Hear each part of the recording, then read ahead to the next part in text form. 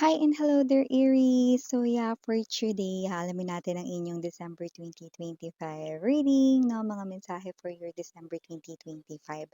Pero bago yan, no, hi muna sa ating mga new viewers and subscribers. Welcome here sa ating mga returning Istam buyers. Thank you sa inyong walang sawang love and support for me. By the way, my name is Yan everyone. And yes, no, lahat po tayo ditong gender, babae, lalaki, LGBT, lahat ay welcome. No? Pwede rin pong switch ang mga roles dahil possible magkapalit-palit po yarn kasi general reading ito. And at the end of the day, everybody, you have your free will with you, no? If you want to claim the messages or not, no? It's up to you. So, cross-watchers ni Aries, you're welcome here as well. May mga placements sa kanilang natal or slash birth chart, no, na Aries, welcome rin kayo dito. So, Archangel Michael, Angel Guides, maraming salamat para sa palagiang presence ninyo. So, reading ni Aries, can we get messages for them, please? Can you please show me messages for Aries? What this Aries needs to know for their December 2025 messages. So, let us see what do we have here for Aries. Okay. So let's go ahead and check these messages para sa yung December 2025 Aries. So guys, you do have here 7 of Wands, 6 of Wands, present as well 2 of Coins, 9 of Swords, 4 of Coins, the World, bottom of the deck for me Aries people, King of Swords, Knight of Wands, 8 of Wands. Oh, I do see two people coming up sa'yo, Aries. No one would like to say sorry, wants to apologize sa inyo with all sincerity. This person here left you because of someone else, and this person here will try to come back into your life and kung tatanungin ninyo ako kung nagiging honest ba siya sa kanyang hangarin or intensyon, it's a yes, okay? So, masasabi ko rin na yes, may pagbabago akong nakikita sa taong ito. This person here used to be a player or maaaring ginawa kayong options way back before. But this person here did change, no, during the separation, okay? Pero syempre nasa inyo pa rin if you wanna give this person here a chance, okay? And the other person na nakikita kong paparating sa'yo with the King of Swords energy is someone here who is already in your life but you haven't had a romantic relationship with this person. But this is a friend of yours, someone na madiskarte, yung iba matalino talaga, smart, okay? And I do see that this person here is wanting to be honest na ngayon. Matagal ka na niyang iniibig pero nahihirapang mag-confess ng feelings sa'yo and this person here is coming forward. Wow! A confession will happen, no? Sa person na matagal ka na palang minamahal and the sorry coming from your ex-lover who left you because of a third wheel or third party na person. Whoa! Excuse me. So moving forward here, I'm also picking up no na in a form of um, email, pwede rin namang text message or phone call, may mare-receive kayong magandang balita, no? Kung ano ito, inaasahan mo naman talaga na yan ay mangyayari, kaso hindi mo alam kung kailan. So parang ganito, pwedeng meron kang ginawang trabaho or meron kang ginawa rito, no, na na isang hakbang, no, na alam mo sa sarili mo at nagiging positibo ka na yun ay para sa'yo or ikaw ang mapipili dun, if it is something here na puwedeng sinalihan mo, jinoinan mo, or puwede rin namang in-applyan mo, kahit anong case or situation areas 'no, and that good news is really coming there 'no. So nakikita natin dito 'no na, kahit hindi mo alam kung kailan mo matatanggap yung mensahe na 'yan 'no, like yung specific date yung tinutukoy natin dito, deep within your heart, you knew that this is yours 'no. So it will happen no matter what and boom, Aries, okay? That good news, yun na yun. Something that you really expect to happen 'no. At ito na, mangyayari na 'no. Ito palang super parang regalo na 'no para sa'yo ngayong Pasko. Like parang yung energy mo rito, thank you kasi parang nauna na. So maaaring mangyari ito bago magpasko. Wow! And Iba pang mga mensahe for me, Aries people out there, Seven of Wands energy, Nine of Swords.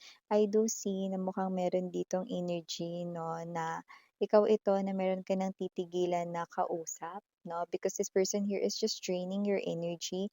Others of you, I'm seeing you living here, no, someone behind, no, not because ikaw ay nangiiwan sa ere, but because this is someone here who drains your energy like a vampire. Too much toxic talaga, 'no, toxicities. Too much talaga yung toxicness na nakukuha mo from this person. This is not just love or about love. This is also about connecting with people in your life, 'no? Puwedeng mga tao na walang ginawa kundi magsalita ng hindi maganda sa'yo. So, you stop talking to them, Aries, no? Because you want peace of mind, because you want to keep, no, yung mga tao na nagiging totoo sa'yo, no? And yes, you're right, no? Hindi mo naman kailangan ng madaming tao sa buhay mo, no? You only need few na nagiging totoo sa'yo. It's okay, no? You will stop talking to people right in here, no, na hindi nakatutulong ng maganda sa enerhiya mo, no? Wow, Six of Wands energy talks about achievement, no? So, maaring meron ka ditong ma-achieve or ma-receive possible na pinaghirapan mo.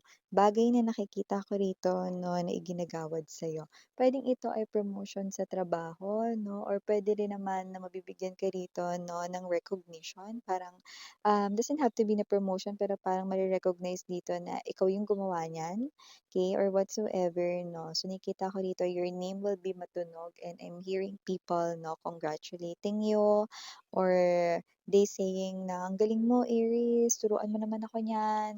Tulungan mo naman ako paano mo nagawa yan." Yan, no. I'm seeing people right in here, no, like crowd of people asking you, no, how you did it. Wow, so you will definitely achieve something here. Others, it is related to a contest. Maybe you joined a contest or whatsoever. Or maybe may project na na-assign sa'yo sa trabaho dito and you did great or you will, see, do great dito and you will receive compliments with S. Lots of compliments, no? And you will also receive rewards, no? And yeah, yung iba, cash it is, no? Yung iba, okay, magiging matunog ang pangalan mo, no? So, wow, you will be receiving credits and recognition. Okay? Four of Coins energy is an indication, no, Aries, na alam naman natin 'pag December, 'di ba, ang dami nating ginagastusan, 'no, lalo na kung tayo yung giver, okay. Kung ikaw yung klase ng energy na nagbibigay ng regalo sa mga katrabaho mo, sa family mo, sa mga pamangkin mo, sa mga inaanak mo, sa mga people in your lives, 'no, and siyempre yung mga handa sa Noche Buena, Medianoche, 'no, okay, lahat-lahat na. Okay, Four of Coins energy, huwag mabahala because nakikita ko rito, no, hindi mo na kailangan malaman paano mo matatanggap ang ganitong klase ng pabuya, pero mukhang merong bigay sa universe rito, okay. Palabas man or may ilalabas ka mang pera ngayon, Aries, ngayong December, yan ang nakikita ko na hindi mauubos at hindi mo magagalaw rito, no, ang perang naipon mo. Dahil may pera ritong parating sa'yo, no, na hindi mo na daw kailangan malaman. Sabi ni universe kung paano mo yan makukuha, you just need to grab and receive it, no. All you need to do is to be in receiving mode, like this hands, like this, okay, receiving mode, no, and grab that offer. Okay, papadaanin niya ni universe sa kahit na anong pamamaraan. So, ibig sabihin, kahit na ang December pa ang pinakamagastos rito na buwan sa lahat ng taon, because ito yung pinaka-busiest, no, and longest holiday, no, okay, nakikita natin na ang pera mo ay mananatiling nandiyan pa rin, safe kept, 'no, at hindi mo 'yan magagalaw dahil may pera pang paparating rito, 'no. Actually, yang naipon mo ay madadagdagan pa nga. Wow, Aries, 'no, that's definitely a very good news right here for you guys, okay? So, nakita rin ako ng energy dito, 'no, na may mga bago kang makikilala sa pagtapak ng 2026. May energy dito na may biglaan kang travel. It might be related sa trabaho mo, I don't know. Maybe ikaw yung mapipili like a representative of your company or whatsoever, or kasama ka doon sa seminar or conference like no na related sa'yo ditong business, kung may business ka or kung meron kang negosyo or kung meron ka ditong trabaho, okay? I do see na may mga mamimit ka ditong mga bagong kaibigan, no, dito sa iyong trip na ito, no? And they will stay. That's what I'm picking up, no? And these are not just people, no, na wala lang. Yang mga tao niyan ay makatutulong sa'yo, okay, sa hinaharap. Actually, may isip ka rito, no, na pampersonal na parang gagawin mo rito, no, ng personal and then makakatulong yang mga tao na yan. They have their own expertise and, okay, sila yung nakikita kong makatutulong sa'yo sa mga future plans na hindi mo pa nakikita ngayon, pero maaaring maisip mo yan sa pagpasok ng 2026. Wow! Ibig sabihin parang nauna na, no, si universe rito kasi nakita na ni universe yung magiging plano mo bago mo pa yan maging plano. Wow! So, maliban diyan, Aries, nakakita rin ako rito na posibleng hindi lamang isa, kundi puwedeng dalawa ang ibigay mo ditong regalo sa sarili mo ngayong darating na Pasko. Kasi 'di ba parang naging nasa tradisyon na 'no, na parang hindi lang yung iba yung bibigyan natin kundi kailangan rin natin na parang i-treat yung sarili natin because of the hard work, parang token na na-appreciate natin yung self natin 'no. So, kagaya ng iba 'no, meron din tayong mga bagay na gustong bilhin for ourselves and tingin ko 'no, maaaring meron ka ritong bilhin na isa o dalawa 'no, na bagay na alam mong deserve mong magkaroon niyan or matanggap 'yan 'no, eh, nakikita ko rito na 'yan ay mabibigay mo sa sarili mo 'no. Wow, see? Token of joy, token of appreciation sa self 'no. It's like, self-love, self-care 'no, sa sarili 'no. Na-appreciate mo yung self mo 'no. Wow, definitely tama 'yan Aries 'no. Yung isa diyan puwedeng bagay na bibilhin, pero yung isa puwedeng let's just say 'no, skincare, punta kayo sa clinic 'no, and then papa-facial kayo, ayan, okay, like that 'no. Yung iba possible na gano'n because I am picking up right here a static something, okay. So, aside from that, meron din tayong iba pang mga messages for you, Aries. Nakita rin ako dito ng energy 'no, na possible na meron ka ditong new love, like you haven't met this person yet, but this person here 'no, will definitely notice you and possible na ito ay konektado na sa isa sa mga taong kilala mo na sa life mo. So when this person here sees you for the first time, this person here will reach for your hand, no? Huwag kayong mag-isip na siya ay pervert or what. Yun ay parang, hello, kamusta ako si, yan, 'di ba? So may ganong klase ng energy, pagpapakilala, no? Dahil ayaw niya rito magpatumpik-tumpik pa, boom, karaka-raka, no? Dahil may mararamdaman na siyang something agad sa'yo, like attraction, no? This person here will find you very attractive Aries, kaya hindi niya dito papalampasin yung chance, no? To talk to you, to get your number, to get your social media account right in here so that you can connect after that introduction or after that meeting, no? Yeah, definitely this person here is already connected in one of the people sa iyong life. Okay, and last but not the least, message right in here, no? No? Mga Aries, mga mahal, no? Possible na meron kayo ditong malaglag na gamit, no? Kaya naman if you are nasa labas, lalo na 'pag nagmamadali kayo, no? Tingin kayo sa baba rin, tingin-tingin rin kayo sa baba, no? Kasi baka may mahulog kayong gamit. May nakikita ko ditong mahuhulog na gamit, okay.